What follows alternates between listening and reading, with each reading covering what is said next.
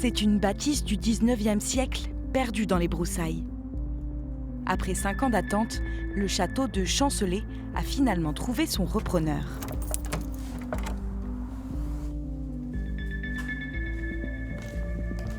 Le nouveau propriétaire de ces 3000 m², c'est Frédéric. À 49 ans, cet assureur se lance dans cette longue aventure. 5 ans de travaux et près de 2 millions d'euros de budget. C'est un château qui aujourd'hui respire encore une histoire. Il a une âme, la pierre transpire toujours quelque chose, un message. Si personne ne le fait, que fait-on de ces lieux magnifiques qui sont laissés à l'abandon?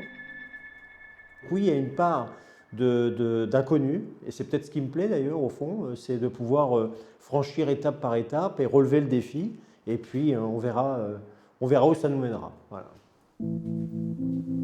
Électricité, amiante, dans cet ancien centre d'accueil pour enfants, tout est à refaire pour redonner ses lettres de noblesse au château. On a en fait un escalier magnifique, c'est une merveille architecturale. Le projet? Créer une quarantaine d'appartements haut de gamme. La moitié serait destinée aux habitants et l'autre moitié aux touristes de passage dans le futur centre thermal de Saint-Jean-d'Angély. Le modèle économique repose sur les logements à l'année.